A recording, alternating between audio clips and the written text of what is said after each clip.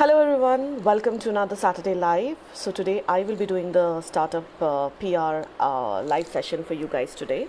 So I'm Tarunjit Ratan. I head Nucleus PR and it's a 12-year-old firm. I have around 18 years of experience in the field of PR, and I've worked across various sectors, various industries. But one of the verticals that I'm really close to is startup. That's because I've been one myself. Yeah. And today, in today's crisis situation, in today's COVID situation, they are going through a tough time. And I think the PR guys who are handling startups are going through tougher times. So I'm here today. So shoot questions. I'm ready for it. Yeah, so while we wait for questions to be asked, a little bit about how, if you are handling startups, one of the things that you should always keep in mind is, um, treat them like any other client. Yeah, just because it's a small budget, there are fewer people who are working around it, doesn't mean that you don't look at the regular stuff that you do with your other clients. That being said, what I'm referring to is crisis communication. Yeah, with every other client you would be doing a media communication workshop where you would be looking at taking them through an intensive crisis communication module as well. So I think post COVID, during COVID and post COVID as well, you should make that as a standard rule for all startups. Okay, so we have questions pouring in. um, okay, so I guess I answered the first one. Chetali asks, what is your advice for PR professionals handling PR for startups? So I guess I just did that. But apart from that, while I've spoken about post-COVID scenario, during the crisis right now, just be there for them. Yeah? Understand what their pain points are, because the pain points have shifted. Understand what their pain points are and try your level best to address them. Having said that, where media is concerned, because that would be one of your primary responsibilities, especially where startups are concerned, make sure you help them understand what is relevant to the media right now. Don't let them be tone deaf, because that would be practically committing suicide at this point of time. Okay, so next, how is startup PR different from PR for regular companies? Okay, so startup PR is slightly different, I would say, because it's more aggressive, it's more street smart. Uh, it's about thinking on your feet, being agile, and being able to take those quick decisions, in very short turnaround times. When you're looking at working with startups, it's more intense because you have the entire founding team also working with you side by side in the trenches, helping you. You are together working as a team, where you are developing the communication ideology, you're developing the communication plan, and you're looking at making sure that it's at the start, right? So it's you who's responsible for making sure that the entire perception, the entire communication is developed in the way that is beneficial for the entire startup company. Yeah, so it's a huge responsibility. While in larger companies the responsibility is shared, in startup it pretty much rests on you, and that's fascinating and it's thrilling too. Okay, Khushbu asks, with shrinking media space, how are you making sure your startups are relevant, and what they have to say is relevant? Very good question, Khushbu. Which it's not as if media is not reporting anything. Yeah, sorry. You will see so much information, in fact an overdose of information coming in from every angle, whether it's newspapers, television, online. Yeah, but at the same point of time, there is a certain section of news that is reporting on you know the COVID fighters. Yeah. So if you're working with a startup right now, my best advice to you would be to make sure that they say something relevant that is happening, that is in touch with what the media is reporting on right now. If they are a startup, they can look at either joining the fight, Okay, encouraging somebody who's fighting. Or third, maybe make sure that they tweak their own policies to, or pivot, or tweak their own services, set of services, to join in on the fight. Okay, Chetali asks, how are you handling your startups? It's tough, Chetali. Yeah. While there are a certain set of startups, let's say, who've stopped almost immediately as soon as the crisis hit, the second level of them, stopped, let's say, in the second or third week. There are still some who continue to work with us. Now, the essential part is to understand that they are also running a business. Yeah, they are running their business, they are fighting for their own survival. So we have to be understanding, we have to be empathetic towards them as well. At the same time, you are also running a business. Yeah, you are also responsible for certain livelihoods in your own company. That does not mean that you give so much that there is nothing left for your own teams. Yeah, you've heard that phrase, when during when you go on a flight, that before you help somebody else, you have to put the oxygen mask on your own self. That's the way that I will look at handling startups right now. While you can be empathetic, you can lend them a supporting, a kind ear, listen to them, and try and look at other interesting pro bono stuff that you can handle at this point of time, which does not damage your own business and your own team's livelihoods. Go ahead and do that. We are doing the same thing with our startups, where we are looking at a certain segment which we can help because they are looking at doing something interesting. The ones that are, let's say, not supporting the fight or don't fall in any of the three categories that I mentioned earlier, are unable to fight or unable to, tweak the business model to be able to assist in the fight right now. We've advised them to stop PR, and after a point, I think they've stopped operations as well for some time. See, it's up to you right now to be able to advise your client what it is that they need to be doing right now to survive. Okay. Michelle asks, startups always have a tricky budget, correct? What is your advice for startups? Okay, if you're a bootstrapped startup at this point of time, if you can support the fight right now, go ahead and continue operations. If you can be counted as an essential service, go ahead and continue operations. But if at any point of time you're not able to join the fight, or you're not able to pivot to be able to help in that fight, pause operations for some time, because it is essential that your customers out there, the media out there, does not perceive you as being opportunist, right? It's because end of the day, when you're looking at working at a startup, apart from the services that you have, it's only your reputation that you have to take you ahead.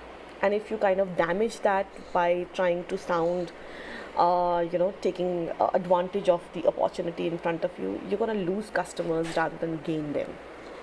And that also means media. Okay, so Sonali asks, a lot of startups are very small but expect big coverage but not meriting it. How do you handle that? Sonali, see, this all depends on how you set expectations for your client at that point of time in the start. Yeah.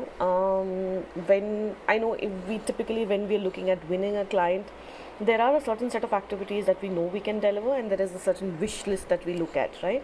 But at every point of time, you have to keep going back to the startup and letting them know what is it that they need to do to be able to make that wish list.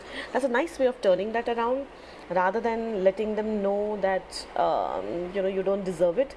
You need to tell them what the media criteria is to be able for them to be able to get into that particular segment. For example, if let's say they need to get into business world, yeah, so they would have a certain they would have a certain set of criteria or qualifications that they would want a startup to fulfill before they would consider profiling them or including them in a story.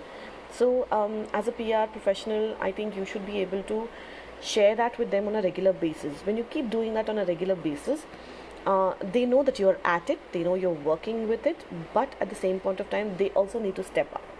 And see, that's the fun of working on a startup. They know they have to work with you to make sure that you achieve your communication goals. Okay. Um, Chatali, I've already answered that question. Shahana asks, there are only COVID stories. How to go about with their PR in this time? Shahana, if your startup, like I said, can join the fight, okay, or can pivot to be able to offer, tweak their services to be able to help the people right now, then you have a lot of opportunities out there. Having said that, if you are in, let's say, a different, completely different category, which has nothing to do with COVID, keep a watch on all the lifestyle pages. There are still some pages where people, where media is still writing about it, media is still reporting it. It's very few, very limited space for it, but people do need relief from all the COVID stories. That's the one that you have to keep a watch on, and but you have to be patient about it. But having said that, the best way for you to get coverage for your startup right now is to help them understand how they can join the fight. And see, that's again the beauty of being in a startup, right? You can pivot easily. Is crisis communication, so Hasani asks, is crisis communication different than PR during a crisis? Not really, it's pretty much the same thing. It's just that we like to term it as crisis communication because that's what I call as PR being on overdrive. Sham asks, PR today is way beyond mainstream formats. Which channels and publications do you suggest are the most effective? Okay, so PR for us, one tool of, or let's say the culmination of all our PR activities, let's say, is that one piece of coverage that comes out, right? That's one culmination. The other, the more important one that I would say is the culmination of a mindset shift in the consumers when you are actually able to build a reputation. Coverage is just a tool to achieve that. Yeah. So while mainstream formats still pretty much are dominant in India, a lot of the world outside has shifted to online. I think this COVID crisis is a crucial time for a lot of PR guys where they can, educate their clients. I know we've been doing that for the last 10 years, in fact, trying to educate them that you need to move ahead and look at new media, digital media. Now is the time for you guys to do that. Other than mainstream formats, digital is going to be tops on that. Within digital also, you can look at, online television, online podcasts, online lives, chats, webinars, and those are the things that will actually take prominence, I think, after the crisis. And in fact, it's happening right now. Chetali asks again, crisis communication for startups is tricky when budgets are already low. How do you make it work? It's a tough call, Chetali. It's a very tough call. Um, while yes, when you're working with an MNC or an SME, you can charge a certain amount of premium when you're working on a crisis for them because they know it is essential. When it comes to startups, it's a little tricky because they will already be very stressed. But if you're a smart business person, you can actually work that out by looking at a bonus at the end of the year. Talk to your clients and let them know while you're going to be stressing out your entire team and your entire resources to help them work on this crisis right now. Maybe at a later stage or at the end of the year, once they are back on track, they can look at a bonus incentive for you, just for the team, just for the work that you've done on the crisis. But it's tough. Vinod asks, how do we as PR pros deal with current situation for startups? I think I've already answered that, but I'll quickly kind of encapsulate it by saying that look at what the media wants. Look at what is the relevance that you can derive from all the activities, products, services that your client is offering, and how you can make it relevant for your client. At the same point of time, you have got to be the moral compass of your client. If it's a bit of a stretch, you should be the first person to stand up and say, listen, this is not going to work, listen, tone this down. For example, let's say if somebody is looking at launching, if you have a startup who's in, let's say, mugs, yeah, Now they are looking at launching a new range of fabulously looking luxurious mugs. You should be the first person to say, listen, this is not the time to do this. Yeah. But if they're looking at maybe, creating certain disposable cutlery that can be given out to, let's say, migrant laborers at this point of time, then that's something that you can talk about. Yeah. It's your responsibility to make sure that your clients understand what media wants right now, what the customer wants right now, what the nation wants right now. How essential is it for founders to be involved in crisis? That's rule number one. Chetali, that's rule number one. They have to be a part of the crisis. As soon as, in fact, if you're working on any client for that matter, make sure that you have a crisis communication document on week one. Yeah. Once you've identified that, your spokesperson for different kinds of crises should be ready and prepped. When crisis hits, that means they're not running around like headless chickens, right? You have somebody to speak on for a particular crisis. If you've not done that before with this particular startup, do that now. But a spokesperson putting a face to the entire crisis communication fight or storytelling that you're doing out there is very, very essential. Manju asks, how different is lifestyle and hospitality PR versus a startup PR? Okay. Not so it depends. I wouldn't say it's vertical wise there is a segregation. It depends on date of incorporation, the level of operations that they have. That will define whether it's a startup, whether it's a small, medium, micro, small, medium, or an MNC. So Hasani asks, though I must say, Manju, hospitality PR is almost always like startup PR. Yeah. So Hasani asks again, absolutely agree with you, Tarunjit. Thank you, Suhasini. Be empathetic, but also call out when you are going out of the way if the demands are going up. Okay. So we have another question. Michelle asks, what is the core message that we send out to the founders, especially for startups, to encourage their employees during this time? Very relevant question, and I think you answered it yourself, Michelle. When a crisis hits, apart from, let's say, communicating with external audiences, it's very, very essential that you also communicate with your internal audiences. This is something a lot of people kind of forget, and especially when you're in a startup, because they would be so caught up in doing the startup crisis communication management with media that they kind of forget about the internal teams.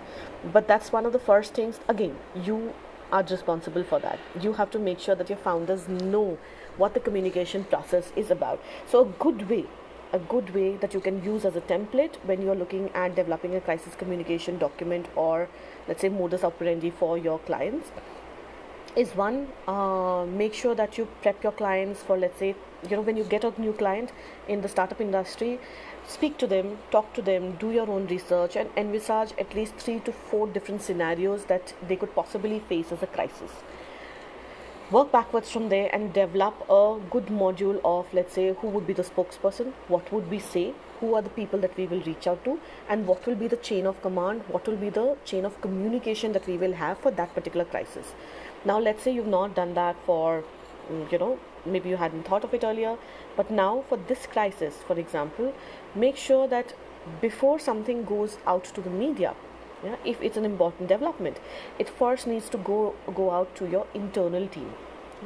Get them together, and that's the beauty again of working with startups. It's not a 2000 team member, it's not a 2000 member team. You have possibly 200 people that you're working with, or let's say 20 people that you're working with. Get them together in a room, get them on a call, communicate to them first what is it that you would be communicating out there before you send it out to your external audiences. Let them know, clear their doubts before you actually move forward. Because for example, let's say you might have 20 different publications saying, hey, what a great team, they're doing such good stuff. But if they speak to even one person who's working in the team who has absolutely no idea what the founding team is doing, it kind of looks ridiculous, right? So make sure that the external and internal communication go hand in hand. And in fact, that's how as PR professionals, we've kind of expanded our scope of work right now. So Vinod asks, In a crisis, PR is one of the most essential things, correct? However, most startups put this essential service on pause when they most need it. Why? Very good question, Vinod. It's it's a catch-22 situation for them as well. Yeah, they are first fighting for survival, and they are looking at conserving cash. They're looking at making sure that the livelihoods of their team members are, completely clued in. It's completely fine. So you have to give them that little bit of leeway out there. But I understand where you are coming from. PR is one of the most essential services, but for them, it's an existential crisis. If they are able to manage that, then PR becomes one of the most essential things that they should look at, right? But if their own very own existence is under threat, then I don't think whether it's PR, whether it's digital, whether it's any one of them, right? Advertising or creative, they don't stand a chance in terms of servicing the client. But having said that, let's say if your client is putting a pause on the activities that are there, if you can, if your scope of work allows you, if it's not threatening your livelihood, make sure that you reach out to them, advise them, help them at this point of time, be empathetic towards them, yeah? And they'll come back to you. Ishita asks tips on how one can manage during this pandemic as startups have a limited cash flow. I think I just answered that, Ishita. uh, if you need more, just type in a question. Sonali asks, do you think we can still do breaking stories around good COVID initiative, or should we send it across a wide spectrum? I would still suggest, instead of sending it across a wide spectrum, you look at specific publications that you can target a good COVID initiative story on. One of the things that we've realized, where media gets a little pissed off, even if you're looking at a great story, COVID story, a great initiative that is happening out there, they kind of tend to look at it with a lens of somebody who's taking advantage of this crisis, right? You don't want to come across as that. So my best advice would be to speak to specific journalists, speak to specific media houses who already is a friend of the startup that you're working with, who's already done earlier stories. Explore it with them and let that get an organic life of its own. Once that starts being picked up by other media, you have a greater chance of it being covered by a wider spectrum. Pooja asks, in all honesty, my recommendation for startup brands is to never stop talking, because all times bring up different perspectives. Completely agree. I mean, in an ideal world, Pooja, I would love for that to happen. I mean, for us, when you're looking at working on a startup, when you're looking at working on any company for that matter, it's the reputation that the brand has that actually sells the products and the services, right? It's and that reputation is one built by the quality of the product that they have, or the services that they have, how they deal with their people, as well as the entire reputation that we as PR professionals create for them. Yeah? In an ideal world, I would never have them stop PR, but again, this is an unprecedented crisis. Neither you, neither us, if anybody were to be prepared for a crisis, it's, I think, the PR industry, because we are always prepping for it, right? But in this case, I don't think the clients were prepared for it. They had never estimated that, let's say, the entire country or the entire world would go on a lockdown because of this crisis.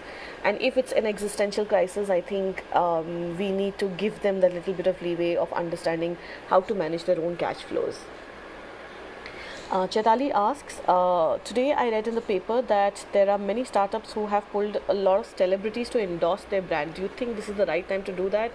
Or is the celebrity catching eyes? Your thoughts? If it's relevant to the cause, if it's a cause that they can throw light on, then definitely they should look at doing that. But trying to milk that opportunity for more coverage could be a little insensitive. You need to do that with a lot of tact and delicacy. Yeah. Okay. Vinod asks, what are the key points to keep in mind post-COVID? Have a crisis communication document. Yeah, I helped you understand the kind of template that you can look at. That's a starting template. Look at implementing that, right? Second, make sure that your clients understand uh, that PR, okay, can develop, can help you garner a great reputation, but at in times of crisis, they need to communicate even more. Yeah? Have a great crisis communication plan, I would say. Have a great internal communication plan. Third, help them understand that they also need to move digital, because, like we saw in this particular crisis, it's not just newspapers and television that will get the message out, right? It's been mostly digital from that end. So help them understand the importance of digital. And third, a fourth, the most important and essential point of it all is help them understand that they need to give out stories which are relevant to the media. Understand and keep your ear to the ground. Help them understand what is it that the community wants, what is it that their target audience wants, and send stories out accordingly. I think this is the right time to kind of educate them also on it. And if you do that now, I think post COVID your life would be very much easier.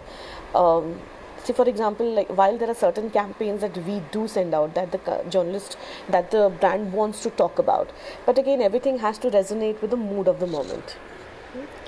Khushbu asks, how can bootstrap startups bounce back post COVID? Khushbu, if a good question.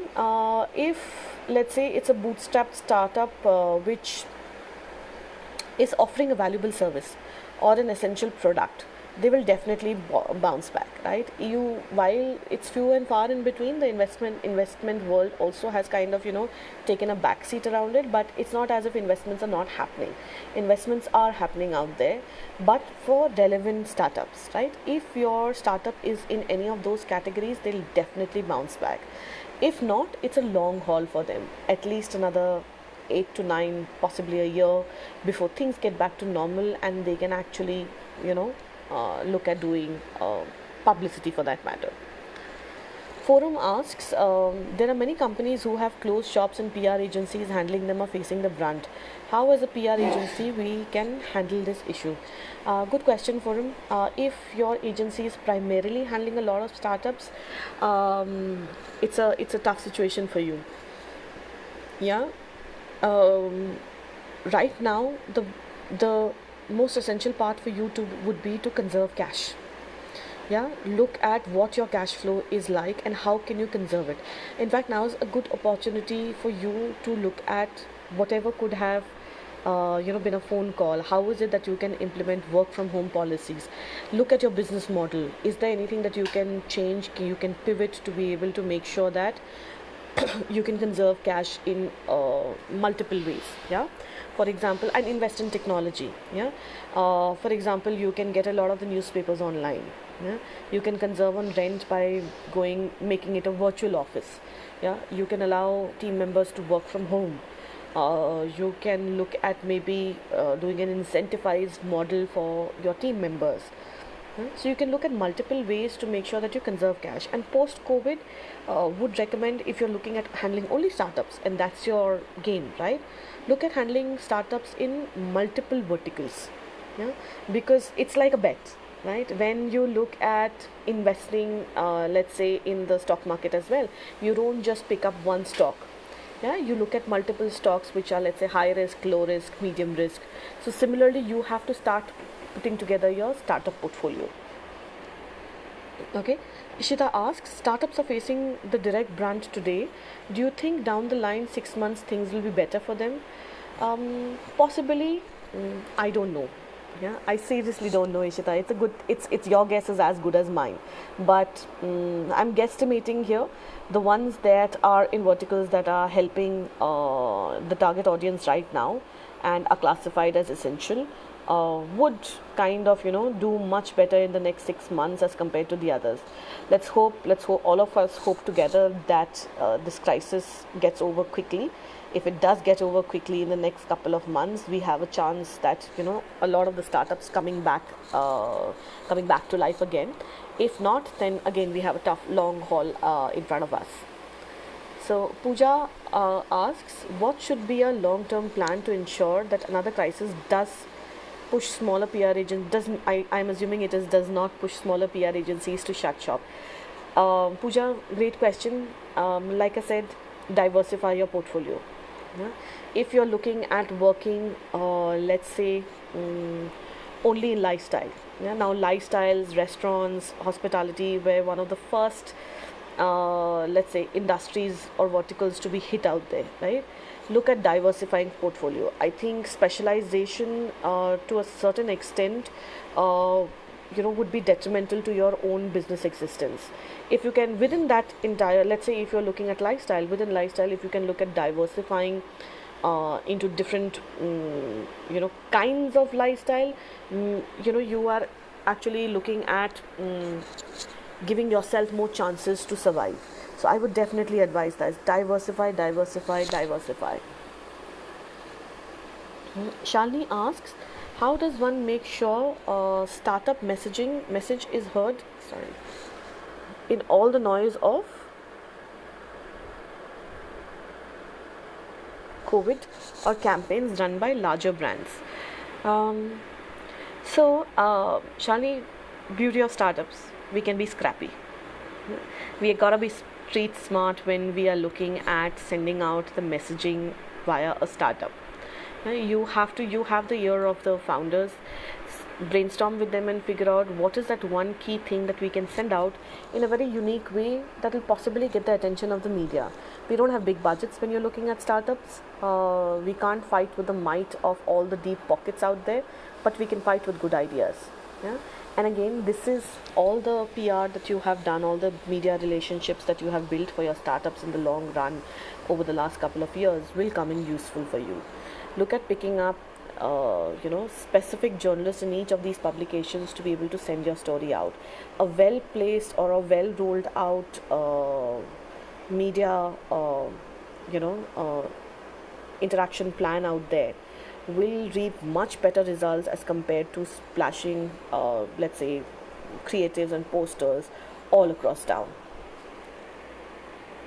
So Suhasini asks, there is a startup that reached out to talk about the good social work they are doing currently. I'm going to refuse to do that. Your thoughts? Uh, okay.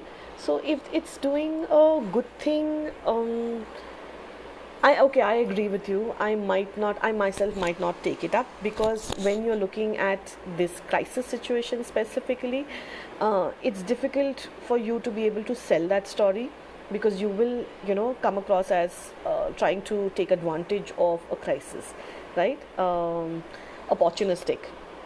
You don't want to come across like that, and neither do you want your client, that the client that you're representing, to come across like that. In this particular situation, I would definitely advise you to advise that particular startup to go ahead and do it themselves. Yeah, because if for all the, let's say, good social initiatives that we are doing for startups that we are currently handling, we are looking at doing it because we have represented them for a longer time. Yeah, we've been representing them for 2 or 3 years, right? So it makes sense, and media expects that from us. The new ones that we are picking up right now are just community projects, where we are looking at doing this pro bono, completely pro bono, and we make sure that we tell the journalists that this is a pro bono client for us. They are not paying us. When money exchanges hands during a crisis like this, and you're looking at a good deed, you remember that there's a WhatsApp that's been floating around, which talks about somebody doing good, and there are 20 people. You make sure that 20 people are around there to take a picture of it. Neki kar aur kuएं में डाल. That's the kind of stuff that you expect these guys to do. But we are in PR, right? So we make sure that at least the right people make note of it. If it was me in your position, I would definitely advise them to do it themselves rather than hire a PR agency to do that and come across as an opportunist. Nandini asks, what would be a good way for a health and nutrition brand to build PR efforts during the time without coming across as leveraging this crisis? Nandini, great question, and I think you have one of the sweet spots in this crisis right now. Yeah, you are actually in a great position to take advantage of this particular crisis and make sure that you build your brand. Where health and nutrition is concerned, definitely you have the upper hand as compared to all the other brands. But what you communicate out there and how you communicate it out there is going to be essential to how your target audience perceives your brand. Yeah. um, don't sell a particular product, don't sell a particular campaign. Look at the mood of the nation, look at what it is that the audience wants right now. If you are a health and nutrition brand, talk to your audience about why it is essential for you to make sure that you have, let's say, all the 5 food groups. Yeah, what is it that you can do to make sure that you can create a nutritious meal out of whatever ingredients that you have right now at home. Look at the larger picture. Okay, talk about the larger good rather than getting into your own specific product sales at this point of time. If you are able to do that, if your, let's say, budgets and your startup founders agree to it, and you are able to kind of get that out there, I think the amount of goodwill that you will get right now would be huge, would be immense, and it will definitely be beneficial for you in the long run. If your clients understand that, you've got a winner on your hands. Okay, Nandini, if it's a soon to be launched startup, maybe it's about time. Maybe you can still do that, right? Start talking to them about nutrition, start talking to them about, let's say, children, women, men, senior citizens. You can look at multiple verticals where you can talk about nutrition with them. And again, like I said, you're in the sweet spot. So this is the time for you to earn all that goodwill. Once you've earned all that goodwill, maybe post COVID, or as I heard yesterday from a PR friend, it's called POCO, right? Post POCO, you can look at, actually start launching products. Sorry. Okay, so Anup asks, with uncertainty looming on business continuity, what is the biggest challenge for startup? Anup, the biggest challenge I would say is their own existence. If they are in a vertical, like I said, which is serving a need right now and will serve a need in the next couple of months or post COVID, they have a bright future ahead of them. But if they are not, then this is the time that they can introspect and look at pivoting to make sure that they fulfill a need. Because your guess is as good as mine in terms of what and how things will turn out, right? It might be 2 months, it might be 6 months, it might be 9 months. Vinod asks, due to the current situation, there is a severe cash crunch in the startup scenario. How are you dealing with it? Do you continue to service your client with no money? How are you managing budgets? Very good question, Vinod. Startups, like I said, have always had a cash crunch. In fact, we've had so many, pitch meetings where we start off with by saying, we have a very limited budget. Yeah, हमारे पास ज़्यादा पैसा नहीं है. We understand that, yeah, but we also have to understand that we are also running a business. Yeah, like I said, you cannot endanger the livelihoods of your own teams to be able to work on a particular client. And as a business, I think you need to understand that, and your clients also need to understand that. While we are willing to go down on budgets when it's a startup, you're willing to support them at that point of time. They also need to understand that you also run a business. Now, in this particular scenario, for a lot of our startup clients, we worked out different budgets for them. The ones that are able to sustain it, great. We are going right ahead. In fact, we are over servicing them. We've added a lot of different new key services that we are kind of catering them with. The ones that are facing a specific cash crunch, we've reduced our fees for a certain time being, but with the promise that, let's say, after the crisis is over and once they are back within a certain time frame that we have kept for ourselves, that we will look at making sure that we build in that budget for ourselves as well. It completely depends on you. How deeply do you, or how desperately do you want this client to be with you? Again, my advice definitely would be don't kill yourself servicing a client. But if you really, really want to work, retain this particular client, make sure that they understand that at some point of time they do have to pay you. While you might reduce your fees, you might help them out for a certain amount of time. They need to understand that at some point, and have a time frame from it for it. It can't be payment can't be made out to your grandkids. Yeah, have some time frame for it where the client needs to pay you for the services rendered right now. Pooja comments, these are wonderful insights, and you're preparing us for a positive outlook. Thank you, Pooja. Sham asks, oops, sorry. What digital channels and online publications do you use for your startups to gain best results? And which industry today that most needs digital channels? I think all of us. Yeah. Okay. So this is a very vast question, and every startup that we work with in different verticals has their own sets of media publications that we cater to them. Like for example, when you're working on startups, there are a few standard specific ones like your story, entrepreneur, Inc. These are on the wish list, let's say, of every startup out there. Yeah. Being on a CNBC or an ET Now, or on one of their shows which talks about startups in general, or showcases startups, it's on the wish list of everyone. But beyond that, right, you have to look at which vertical your startup is in, and look at reaching out to those particular media houses. So it can be across verticals. It can be digital, it can be print, it can be, let's say, dailies, magazines, it can be e-zines, it can be podcasts. So you can look at all of them, in fact. So what I would advise you is, let's say if you're working on a specific vertical, also map out the competition. Yeah. Look at what the competition is doing, look at which are the publications that they are in, and you would have a great guesstimate of where your client wants to be, because they will also be tracking those. Yeah. Second, look at a similar product for inspiration. Yeah. Let's say if you are in the FMCG segment, and you are looking at reaching out to a similar target audience of a different product, right? So you can look at mapping out that particular brand also, and see what is it that they're doing that you can also map out for your clients.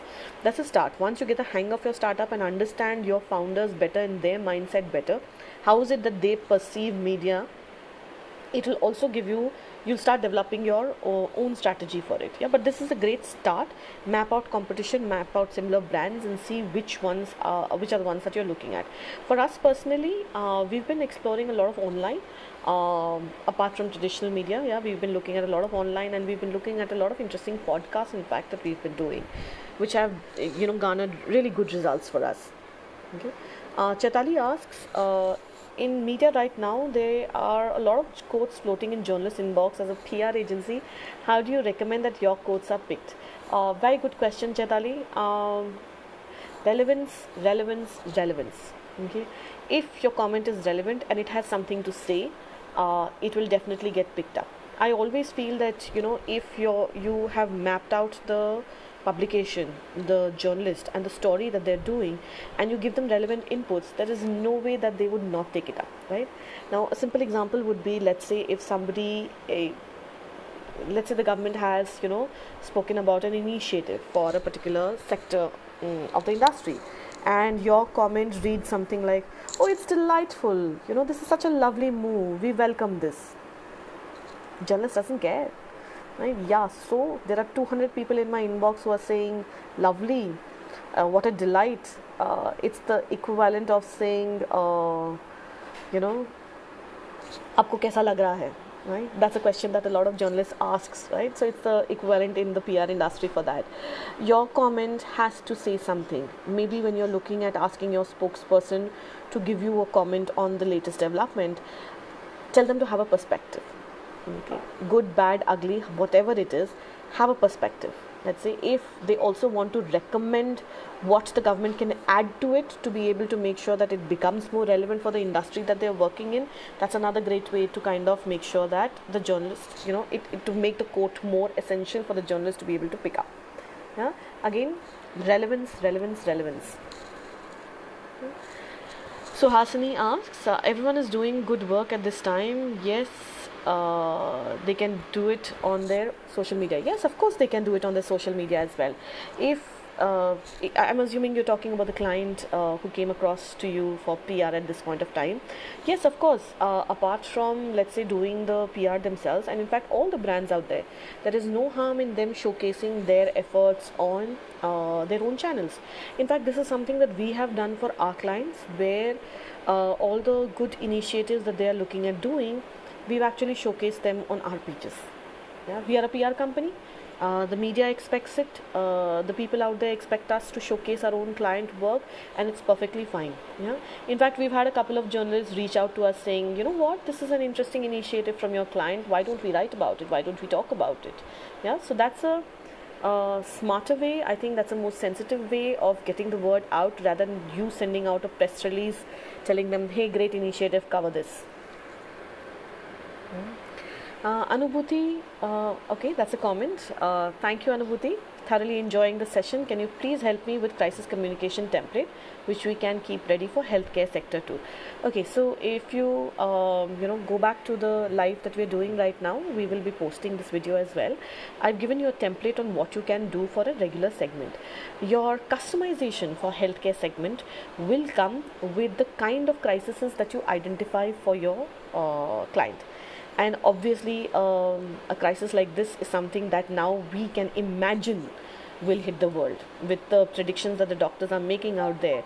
We, apart from all the other crises, let's say in the healthcare segment that you would have normally done, a lockdown or a global crisis is also something that will come into play. Yeah. Having said that, again, your customization will also come in the kind of media that you reach out to, the kind of journalist or the names of the journalists that you reach out to out there. If you have any more questions, apart from that, when you start developing your healthcare sector crisis com template, reach out to me. I'll be happy to help you. Shaila asks, a lot of brands, including startups, are trying to do Insta Live or meetups online to sustain brand loyalty. Do you think the strategy would survive for long run, and actually they're losing out? They're losing out options on how to make things different. Thoughts on these? I completely agree. Yeah, Shaila, if the live is relevant, again, relevance, relevance, relevance. If the live is relevant, then by all means go ahead and keep doing it, right? But if the live is inconsequential and you're just, let's say, looking at sharing makeup tips, what? You can't do that, right? Not at this time. It might be a great life to do when pre-crisis or post-COVID crisis, but not right now. You can possibly maybe look at doing it on a Sunday once in a while, where we talk about, okay, I'm bored at home, I don't really know what to do, so here are certain things that I can try at home. Great, perfectly fine. But again, you have to tweak that in. Yeah? Maybe you can reach out to moms at that point of time and say, okay, instead of looking at doing makeup, let me show you how to braid your child's hair. In fact, one of my friends is doing that, and it's a lovely way to give them something interesting to do time pass with. But again, it has to be done with a lot of sensitivity, a lot of tact. You can't just keep pushing it and saying, listen, this is something that, again, when you look at doing that live as PR professionals, you cannot your client cannot expect you to promote that within the media. If they keep doing it on their own channels, perfectly fine. But again, do it with sensitivity, right? Nandini says, thank you so much for your insights, Tarun. Okay, thank you. Definitely agree that building goodwill is important during this time. And as a health and nutrition startup, we want to focus on creating value first, even when we launch our product range. All the best, Nandini. I think, like I said, you're in a sweet spot. Make use of it. Victoria asks, how to retain the current client during the pause mode? Victoria, that's a tough question, but if you really want the client to stick around with you at this point of time, you can look at sharing a couple of stories with them, just going a little out of your way and helping them understand how they need to handle their communication. Maybe that's one way that the client, after the crisis is over, hopefully would come back to you. If circumstances don't permit you to let's say, do media for them, or handle their PR for them at this point of time. Leave them with a good how-to manual. Okay, that a basic how-to manual that they can manage their own PR during the crisis. Trust me, a lot of clients would appreciate that, and they'd come back to, and leave the line open for them to come back to you, let's say, if crisis hits them. Yeah, trust me, a lot of clients will appreciate that. Michelle asks, a lot of startups now are coming up with great initiatives internally. How do you leverage it to the media? Make sure that we put it out there. Michelle, I think we just had a discussion when Sheila mentioned that a lot of clients are losing out because of the umpteen Insta lives that they're doing. So if you have a client, I just add to that by saying, if you have a client who's doing a great initiative, let them leverage it on their own social media channels. You can leverage it on your social media channels, on your company's social media channels, because again, the media expects it, right? Third, you can look at reaching out to journalists who are already friends of the brand, friends of the startup, to be able to make sure that at least they will understand the reasoning behind why the startup is doing what they are doing. You don't have to start from scratch. You don't have to start with a journalist who is already annoyed with umpteen number of, let's say, people who have said them saying, we are doing this, we're giving 10 food packets, please cover us, we are giving 20 blankets, please cover us, we are giving 30 masks, please cover us. You need to reach out to the right journalist. And again, everything is about being very, very specific to the startup that you are handling right now. Okay. Anup comments, great session. Thank you, Anup. Michelle again, while print publications are equally important, how do you make our startup clients understand that going digital is the future or the way forward? Excellent question, Michelle. The time is now. With newspapers actually stopping production, and a lot of them in fact are pushing their online editions. In fact, you'll be getting a lot of PDFs, I think, on a lot of WhatsApp groups. Now is the time that you get your clients to understand the importance of digital. If they don't understand it now, it's very difficult that they would understand it after the crisis as well. Sheila comments. Thank you, Sheila. Okay, thank you, Sham. We'll look forward to it. So we have time for 2 or 3 final questions. But great talking to all of you guys. I think if I may sum up, a couple of the things that we've been speaking about. One, make sure that relevance is managed in all the communication that you send out on behalf of your startups. Make sure that you have a crisis communication plan now and in the future. And third, diversify your portfolio for existence. Okay, so that's it. Thank you so much, everyone, for joining us. And we will see you next week on the next Saturday live with another exciting session. Yeah.